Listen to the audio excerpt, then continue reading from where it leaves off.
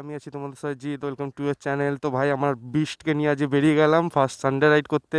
First বলছি তার কারণ হচ্ছে এই ওয়েদারে, এই শীতের কালে আমরা প্রথম রাইড করতে চলেছি সানডে রাইড। তো তার জন্যই ফার্স্ট বলা আমি যাচ্ছি, আমার এই ভাই যাচ্ছে সাথে, মানে সম্পর্কে ভাগনা লাগে বস। আমরা এখন যাব ডানকুনি টোল প্লাজাতে, আমাদের মিট আপ হবে। তো চলো ভাই বেরিয়ে গেলাম।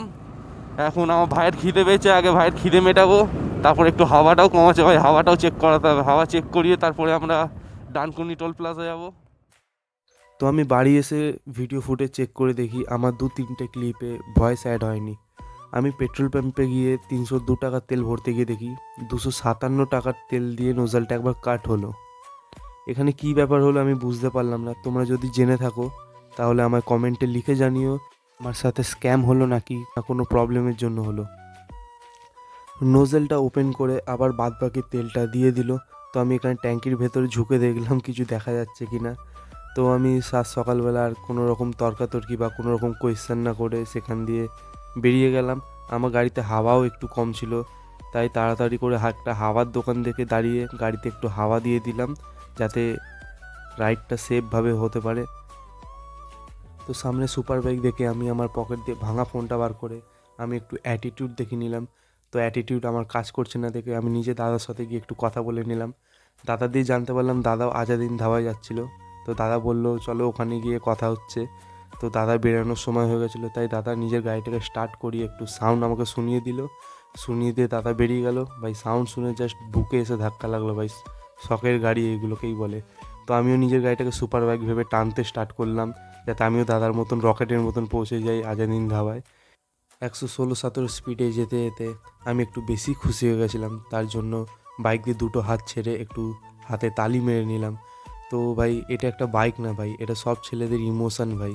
এটা একটা মেশিন না, এটা ছেলেদের ইমোশান বলতে পারো।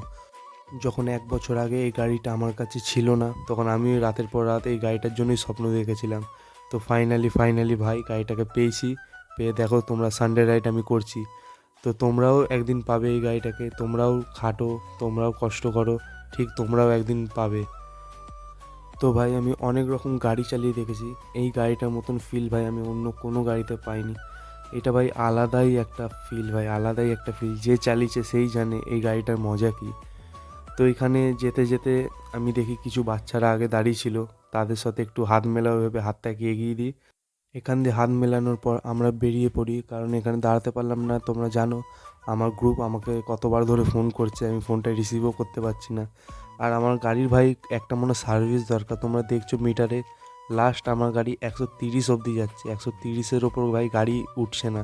এটা কিসের জন্য প্রবলেম আমার জানা নেই, তোমরা যদি জেনে থাকো তোমরা আমাকে কমেন্টে কিন্তু অবশ্যই লিখে জানিও। তো দেখতে দেখতে আমরা ফাইনালি আজাদিন ধাবায় ঢুকে পড়েছি।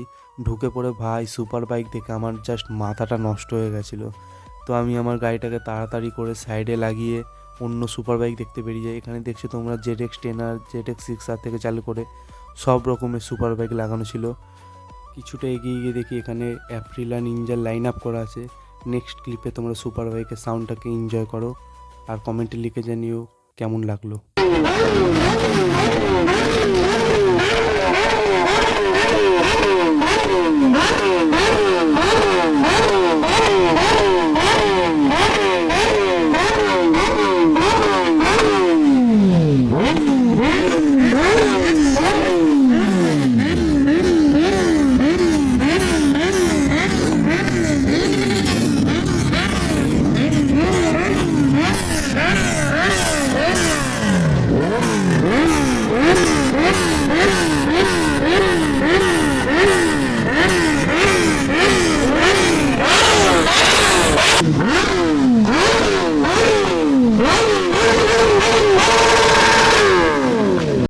তো এখানে অনেকক্ষণ ঘোরাঘুরির পরে আমি আমার গাড়ি বার করতে গিয়ে দেখি আমার গাড়ির তেলের কাঁটা আবার ব্লিঙ্ক করছে।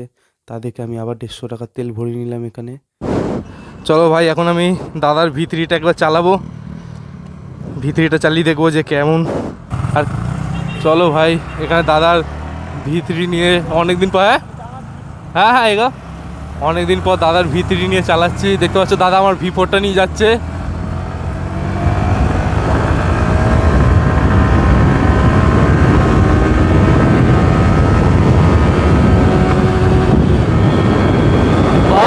ভাই মাখন,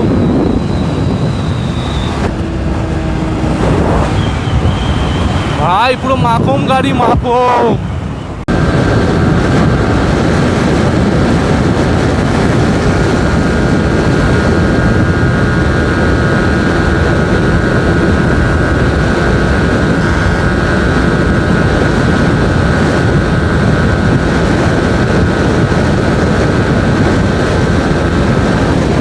এখন আমরা বাড়ি যাচ্ছি, বাড়ি গিয়ে দাদার সাথে একটু দাদাদের পাড়ায় যাব, পাড়ায় গিয়ে গল্প গুজব হবে যেমনি বন্ধুদের একসাথে থাকলে হয়। তো এখন যাই, আবার আগে সানডেতে দেখা যাক কোথায় যাই। আজকে কোলাঘাট যাবার কথা ছিল, কিন্তু কোলাঘাট আর যেতে পারিনি যেহেতু অনেক লেট হয়ে গেছে। তো ভাই আমার চক্করেই সবাই লেট হয়ে গেছে, আমার লাইসেন্সই ভুলে গেছিলাম, তার জন্য আমি ঘর দিয়ে আবার লাইসেন্স নিয়ে এলাম। ঘর দিয়ে লাইসেন্স নিয়ে নিয়ে এখানে আস্তে আস্তে অনেকটা লেট হয়ে গেছিলো, তাই ভাবলাম আর কোলাঘাট যাবো না, এবারে মতন বাড়ি যাই। এরপরে নেক্সট টাইম যখন আসবো সেই সময় আমরা কোলাঘাট যাব। আজকের মতন এইটুকুই, দেখা হচ্ছে নেক্সট ভিডিওতে। যদি ভালো লাগে তোমরা সবাই জানো কী করতে হবে, লাইক কমেন্ট সাবস্ক্রাইব করে দিও। চলো দেখা হচ্ছে নেক্সট ভিডিওতে, বাই।